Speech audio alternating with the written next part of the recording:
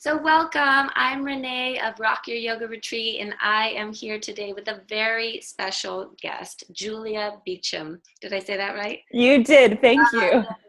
I've been practicing. Anyways, Julia is an amazing yoga teacher, and an expert in storytelling. And we're so excited to have you on today, Julia. Thank you so much for joining us. And we're ready to dive into learning more about how storytelling is essential to teaching yoga, to communicating with students, and marketing in terms of marketing your retreats and workshops and things like that. So, Absolutely. Thank you. thank you again for being here. I'd love for you to start out with just, first of all, how are you doing? And then maybe tell us a little bit about your yoga journey and how you got into teaching yoga. Sure. Well, it's great to be here today, and I love what you guys are up to with Rock Your Yoga Retreat. I mean, it's awesome how yoga teachers are now able to move out of that yoga industry model of just being in a studio and go a lot bigger, and that you're helping them to do that. So that's awesome.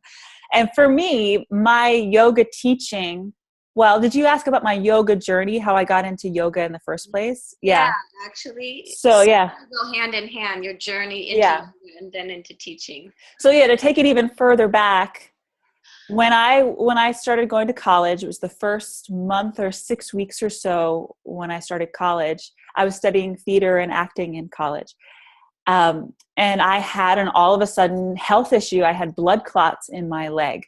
And I was rushed to the ICU and all this stuff. It was very dramatic and disruptive for sure. And an 18-year-old, and then I was told I was going to wear this prescription strength support stocking on my leg for the rest of my life, which is not a very sexy thing for an 18-year-old. And there were lots of other things that I was told that I was going to deal with for the rest of my life. And in my gut, I was like, no, I'm not. No, I'm not. And it was through theater school in my acting classes that I was introduced to stretching and breathing and just that connection to your body, because really being an effective communicator is being an embodied communicator. So that's what I was starting to be introduced to in theater school. And I really connected to this yoga work that we were doing. I sought out studios, and luckily enough, there was a really amazing big studio around the corner from the apartment that I was living in at that time. I did the whole work study thing where I cleaned the studio and I got free classes. So yeah, it's the best. And, I was there almost 6 days a week, probably, maybe sometimes 7 days a week, taking classes, sometimes 2 classes a day. I was totally obsessed for that first year at least. It became my life outside of school and what I had to do. And it was a huge detox for me that first year. Just so much release on a physical level, so much emotional release, mental release. By the end of that year, I was able to take off that support stocking, and I've never worn it since because my circulation improved so much. So, I saw a really immediate effects and results from practicing yoga and was hooked really quickly. Yeah. That is an inspiring story. Just in terms of, a lot of times people get into yoga for fitness or superficial kinds of things, and it's kind of a gateway drug. But you were able to jump into the deeper practice of yoga emotionally and mentally and all of that right away. Just really amazing. Yeah, just how it came into my life is what I needed at the time. I needed that emotional support. It was really difficult to go through that health challenge, and my family was in another area of the country, and I had just started this college thing. I was so young. Like, I really needed that support, and yoga was the place that I found it. Wow. I'm so glad that you got better. That's Me amazing. too. Thank you. Inspiring. Wow. Well, I know then from there, we talked a little bit before, but you moved into maybe more of your theater work and then into teaching. Can you tell us a little bit about that journey and that transition? Yeah. For a long time, yoga was just a personal thing to me. It was how I was healing myself. And in the meanwhile, I was in theater school and I was studying specifically physical theater. I was traveling around the world to study physical theater. And I was having a great time with all of that. I was growing and changing and everything. But when I graduated from college, it was a big, like, oh shit, what am I going to do with my life kind of moment. A lot of my friends were going out and auditioning for plays around town, or moving to New York or moving to LA. I stayed in Boston where I'd gone to school and started auditioning for plays. It was very quick. Like within a few months, I realized this is not the lifestyle for me. I was going to auditions all day, getting rejected from 95% of the auditions. And the plays that I was getting into were things that I didn't really care about. That, like, I didn't really care about this play. I had this tiny little part. It's getting paid nothing. I wanted to do something that I really could get behind and that I felt I had creative control over. And that's when I found out that my teacher at that same yoga studio I'd been studying at for all these years was just starting his teacher training program. So it was very natural for me to go into that program. It was a year-long intensive program. It was really an extraordinary, unique program now that I know more about the yoga industry. And before I even finished that program, I was teaching full-time. So it was just a very natural thing. It felt like a natural combination of my acting work, the performance work I'd been doing, and of course my passion and love for yoga and how it had helped me. Wow. Yeah. That's so amazing. And then after you began teaching, I know later on you started to work specifically with yoga teachers, and then infusing even more these worlds of acting and storytelling and yoga. Yes. Yeah. So fast forward, I don't know, 6, 7, 8 years. I was living in San Diego and I was working at the biggest yoga studio there in San Diego. I was teaching, of course, I was one of their main teachers, but I was also on the admin managerial side of things too. And I was promoted at that time to teacher development director, which is like, well, what is that? Because I had never heard of that before. But what my job was is that I went around and I took yoga classes. Pretty cool job. Awesome. That's an awesome job.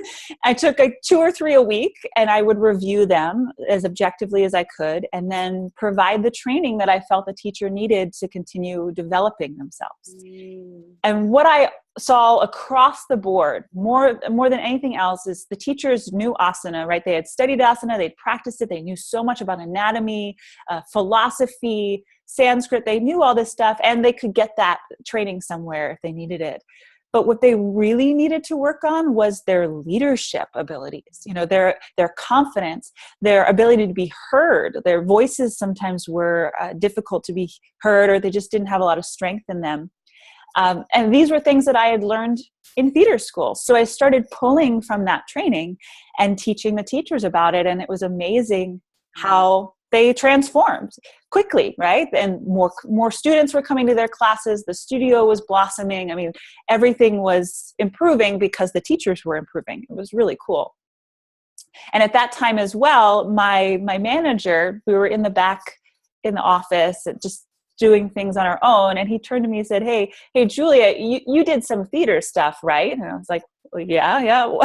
Why do you ask? And he said, well, our teacher for the teacher training program that teaches the Finding Your Voice workshop just told us that she is backing out of the workshop next week. Can you do it for us? It would really help us out. And I was like, ah! It fell into your lap. It really did.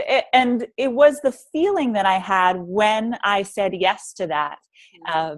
Of course, I loved teaching yoga, but this opportunity really lit me up in a way that I hadn't ever experienced.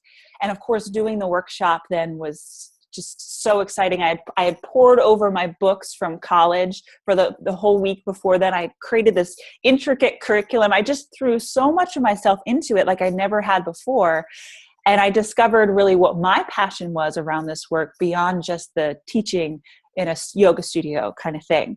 So my business now has blossomed from that moment of opportunity. Like you said, it just landed in my lap. Wow. it sounds like it was meant to be. It came Yeah. all in divine timing. Yeah. We talk about this a lot in our course, course for yoga teachers planning retreats, in terms of the foundation for everything that you do. And you know this, but the foundation for everything that you do has to come from this why, this purpose, this deeper sense of self. And so going back to when you were acting and you weren't as connected with some of those plays that you were getting into, or, maybe teaching yoga in a certain way, but that you had this aha moment where it all came together, and there's nothing like that feeling. And when you work from a place of really being connected to your why and to your purpose, then it's such a driving force to move forward with your dreams. It's so amazing. Yes. Yeah. And that's really what attracts people to you. And it's what allows you as a teacher to grow, I want to say grow financially, but what I mean by saying that is not just about money. It's about the impact that you get to have, and the way you also get to grow into yourself, into that bigger self that you're called to be, through taking it to the next level financially and business-wise. And I know this is something that we've talked about, that there's a big transition in the yoga industry for yoga teachers to start to see themselves not only as these teachers in a studio, but they're also business owners. You, in order to really get ahead as a yoga teacher, you have to think of yourself as an entrepreneur, get training as an entrepreneur like you're teaching people, and learn how to be a messenger, which is what I really help people with, to step into that role of being the messenger for what you're here to say. And then that's a big question, right? What are you here to say? It's a really big question, but I always say the world needs your voice. If you have a message, then somebody needs to hear it. So that's kind of the other, so sometimes Paloma and I have talked about marketing being like the M word, that in the yoga world and in the holistic world, business is kind of, it leaves a little bit of discomfort around people, and same with the word marketing. But the other side of that is what you just said, messenger. So when we approach our marketing from a place of being a messenger, sharing our message, doing that in an authentic way, it has a whole different meaning. Yeah, actually, it's about service. It's about serving people with what we have to offer. Yeah, when you run a good business, then other people get to transform. So, and when you make good money, then you get to live well and be the nourished leader that can serve people better. It's really hard to be a leader when you're struggling. It really is. Yeah. I know that for sure. I was there too. And it's so great to be on the other side of it. Awesome. Yeah. Now, we talked a little bit before about the importance of storytelling in planning retreats. I was wondering if you could share a little bit more about that, about how when planning yoga retreats and thinking about your yoga business, what we teach in the course is not just budgeting and pricing and marketing, which is all very essential. That's the nuts and bolts, right? But it all comes back to connecting with your why, connecting with your story, connecting with your way of communicating, and connecting with your students. And so I'd love for you to share a little bit more about how the work that you do in teaching storytelling is really essential to yoga teachers, and so needed in this world. Mm-hmm. Well, I think you really hit it on the head, that it's about connection. And so there's a foundational mindset shift that has to happen from the focus on content, which for yoga teachers is like, lift your right arm up, twist to the right, like breathe in here. That's the content of what we're doing, right? It's the nuts and bolts of what we're teaching.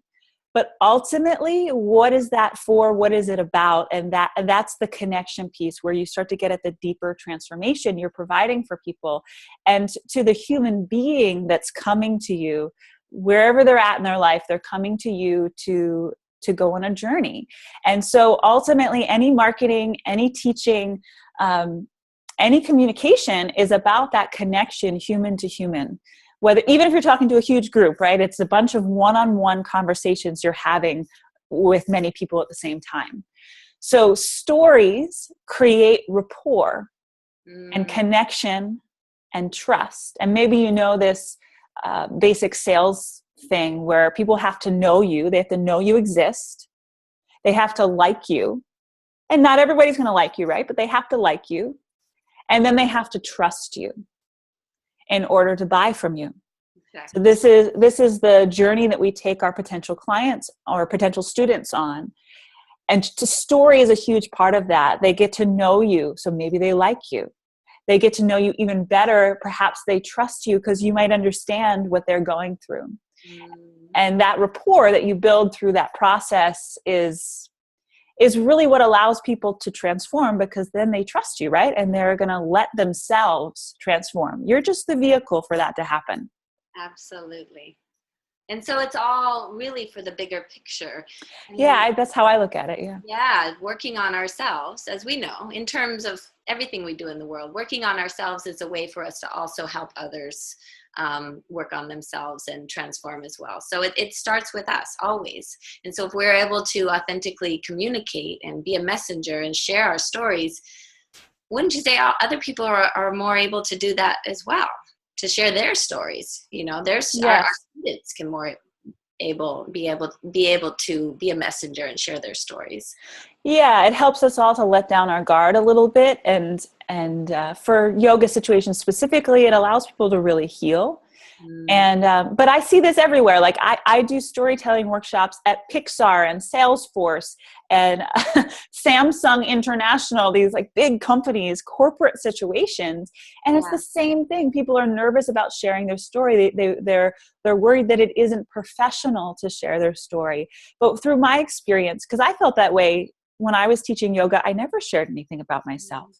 I just taught the asanas. I taught when to breathe. I taught the sequence. And I had good music and whatever, but I never shared about myself. And it was through the entrepreneurial work that I did in my training that I was told I had to write a signature talk. And then the first part of the signature talk was my personal story. And I was like, oh God, nobody wants to hear this. Why does anybody want to hear about me? And I did it. I went through the exercise. I wrote that story and I told it to my small cohort of people that I was training with, got really good response from them. And I said, okay, fine, I'll go out in the world and try this out. So I started telling my story.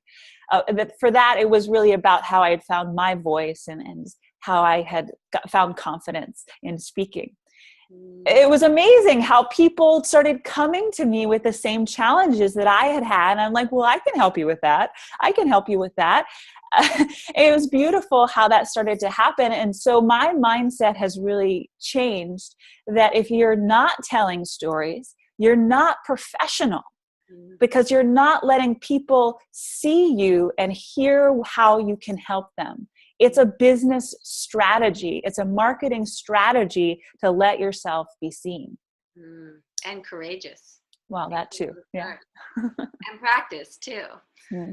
I was wondering if you could give us, I know you have a whole course, which I actually want you to share about in a moment, but I'm wondering if you have any practical tips for yoga teachers in terms of how can we start bringing in more storytelling and being a messenger into the way that we teach, into the way that we promote our offerings, including love for you to share. Well, there's two sides of it.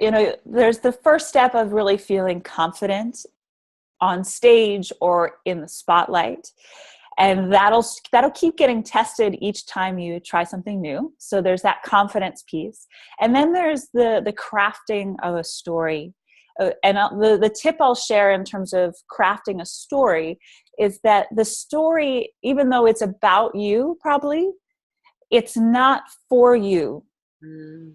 It's for your audience to realize something that you want them to realize. It's actually a pretty stealthy thing to do.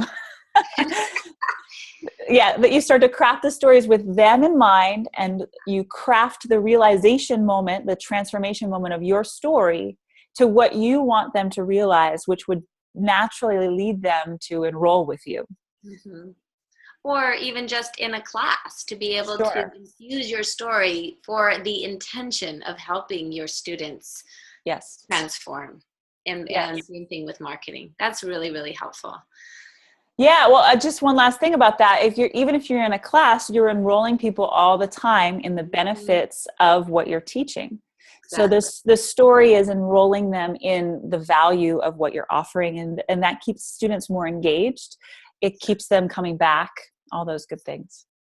So we're actually constantly, as you said, enrolling or marketing in every interaction that we have, whether we're teaching class or having conversations with students after class, or even seeing people on the street where we share about what we do. Yeah. We're constantly needing to communicate in this more authentic storytelling way so that we can be the messenger and share what Yes. we offer. Yeah, that actually is the nature of the job. You know, if you want to, if you don't want to do marketing, go get like a tech job where you're just coding all day, right? But if you're going to be a yoga teacher, if you're going to be a workshop leader, a retreat leader, ultimately you are the face of your business and the voice of your business, and the body of your business. So whenever you are speaking, you are that messenger for your business. And so it's important to really get training and support around how you are presenting yourself, how you're performing yourself, if you will. Yeah. Any tips on like a 1 minute or a very 30-second short elevator pitch, Sure. quote unquote elevator pitch? So, you know, we can have our bigger stories, and I think that takes a little more work to dive into and to cultivate how to authentically communicate that. But you know, so often we meet people on the street and we're like, yeah, I'm a yoga teacher. And do you Right. have tips for how to be a messenger in those very short interactions? Sure. Well, I mean, there's obviously business strategy that you can spend time learning, right? Maybe you do this in your course, I don't know, but you know, you can definitely go work with business coaches on finding your niche and Mm-hmm. doing market research, and all of that is a really good use of your time. But in Yeah. general, when you're sharing really briefly about what you do, say someone says, "Oh, what do you do?" It's good to share not to share a title like I'm a yoga teacher. Yeah. Like sometimes I say I'm a public speaking instructor, just to, like, for certain people that's what they want to get, but it's always scratching the surface, and it's never getting to really what I do and how I can help them. And so it's ultimately not very useful. What's more useful is to share who you work with, which we could call your niche. We call it our IRC, or our ideal retreat client. So we do definitely Perfect. do that. And that's so important. So share your niche or your ideal. Yeah. Right. Your ideal retreat client, whatever you call it, your ideal person that you want to work with, and how you help them. And this can be tricky because we're like, well, I help them by doing better lunges, or I help them to breathe more deeply. No, that's the process that you take them through. What we're Mhm. really looking for in this part of the communication is the journey that you take them on, and the results you get them, or the struggles, the challenges that you solve for them. And these are things that they are already aware of. They're like laying in bed at night worrying about this stuff. Like, oh, my lower back hurts. Oh, I'm so anxious, they can't sleep, right?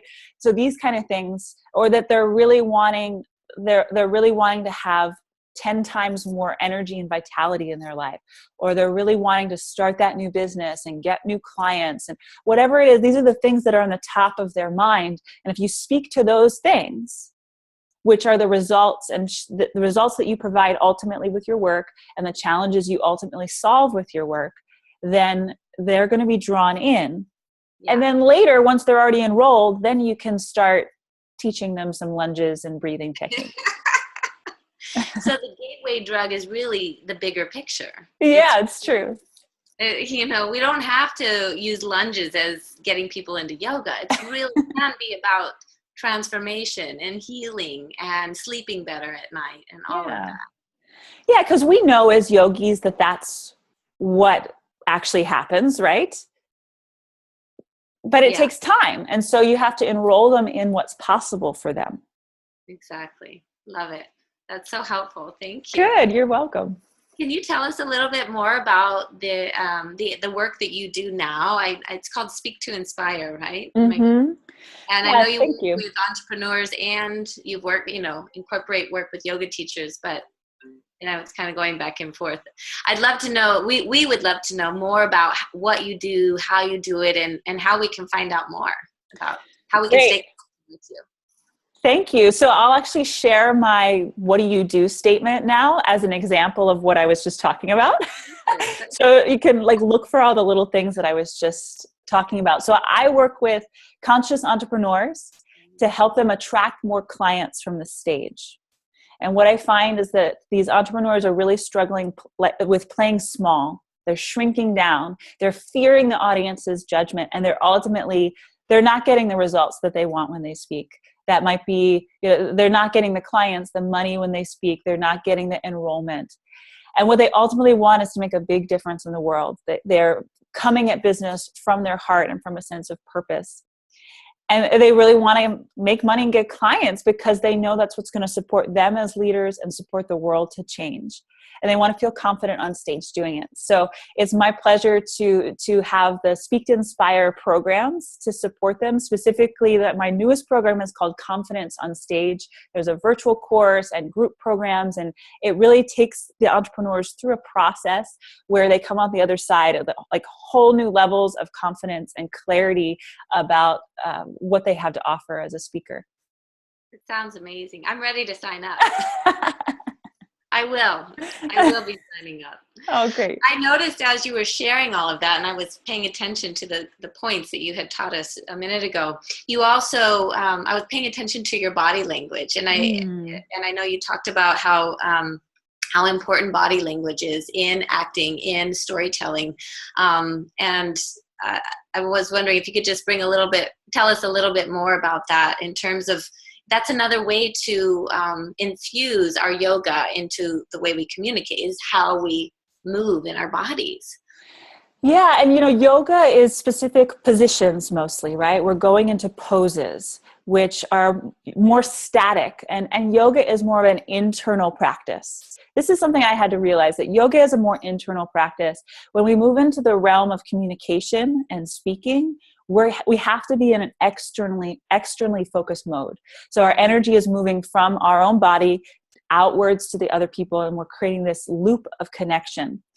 And when we come from that place, then people are drawn in. So what I often see is that yoga people, conscious people, are really good at going to that internal place, right? They're in their meditation zone, they're connected to their bodies there. But when it comes to being up on stage or speaking to people, they're not using the same kind of embodiment and physical power that they have in their yoga practice in their communication. So my passion is to bring our bodies to life so that they're really expressive instruments, and same with our voice, that it's an expressive instrument of our message. Nonverbal communication is at least 70%. Some studies say it's 93% of communication. So the content of what you say, like the actual words of your story or the actual words of your "what do you do" statement, actually are so little of what you're communicating.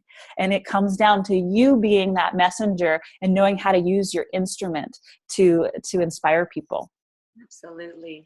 All right. Well, thank you so much, Julia. You have shared so much amazing information. And I love how you're doing this work of blending the art of storytelling and communicating with people and teaching it to all walks of life. I mean, you're teaching the importance of doing this in every different profession, including yoga teachers. And going back to what you were just saying about bringing our bodies into the way that we market and communicate and share our stories, I mean, that's yoga. That's the union. Absolutely. We don't have to see marketing and promoting ourselves as something separate when we bring our whole sense of self, our whole, essence of yoga, of being internal and external at the same time. So beautiful. I love how you said that. Well, thank you. And did you tell us already, Speak to Inspire? We go to your website, or we'll have a link here but Yeah, so what I'll provide is a link to actually an ebook that you can download that'll give you further tips. It's called 3 Insider Secrets to Your Most Confident Stage Presence. So this will give you 3 tips that you can start putting into practice right away. And I actually wrote this ebook a while back when I was just working with yoga teachers. So it is formulated with the yoga teacher in mind. So I think you guys would get a lot of value out of it. So you'll just click the link below, enter your email, and it'll end up in your inbox. Wonderful. So helpful. And I don't want to spoil the surprise, but Paloma and I are going to be doing some work with you, and it's actually coming out very soon, but it's still in the surprise stage. So we'll have more details to come about the work we'll be doing in collaboration. Wonderful. Thank you. Yeah. Thank you so much for taking the time. You are so inspiring, and I feel that what I've learned from you already has been so incredibly helpful, and it's at the top of my mind. So. Thank you so much for having me. It's been at the top of my mind. Good. Thank you so much. All right. Thank you. Namaste.